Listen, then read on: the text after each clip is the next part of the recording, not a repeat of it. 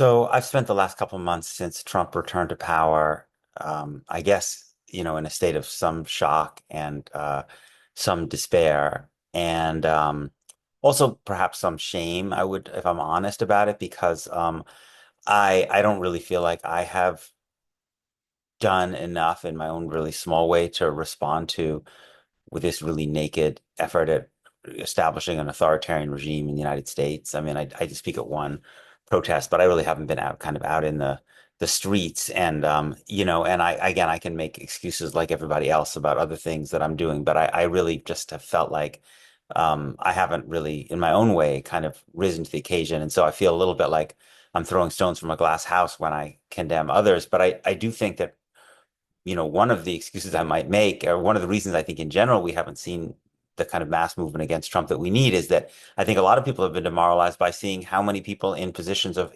power, people of institutions, and institutions that are far more powerful than us, have capitulated when they're actually in a much stronger and less vulnerable position, whether it's, Jeff Bezos of the Washington Post or these other tech, moguls or the president of Columbia University or some of these big law firms.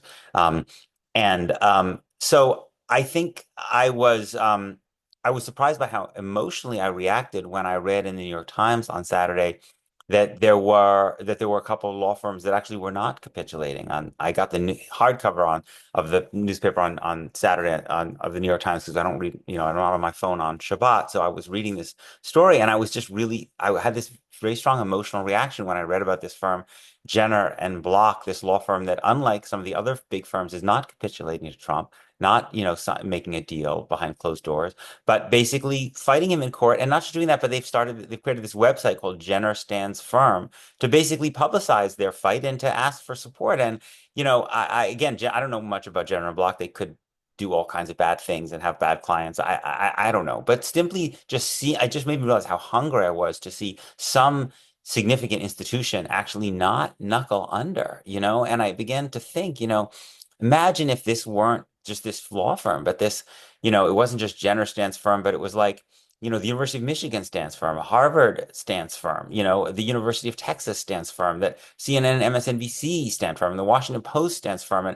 And you just had this cascading of different institutions just saying, no, we're not going to, we're going to fight you with everything we have in the name of the survival of American liberal democracy and the principles of whatever work we claim to do, whether it's academic freedom or independence of the press or the right to provide counsel to your clients, or all of these building blocks of liberal democracy that these different institutions claim to be serving, I understand that inside these institutions, people will say, well, we're going to lose because Trump he runs the federal government and they're much more powerful than us. But they may well lose. I mean, standing on your principles, you could very well lose, but it's not as if appeasement works well with Trump, right? I mean, he's a classic bully, so appeasement doesn't work.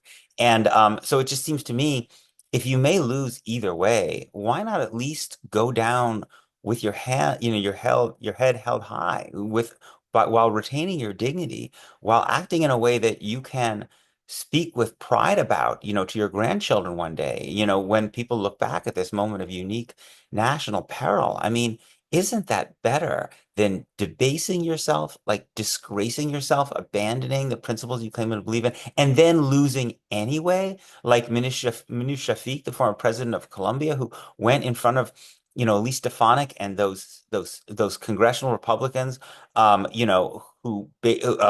threw her own faculty members under the bus, and yet basically was forced to resign anyway. And now they're coming after Columbia and they're arresting Columbia students and they're taking away Columbia's federal financing. I mean, did that work out well for her? Right? She lost everything. She lost not only her job and not only the institution is crumbling, but she lost her self-respect.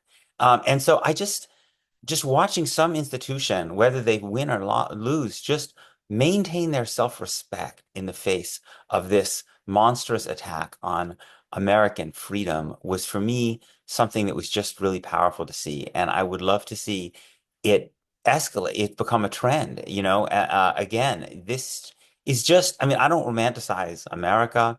I know about America's deep history of authoritarianism and white supremacy that goes deep in our history.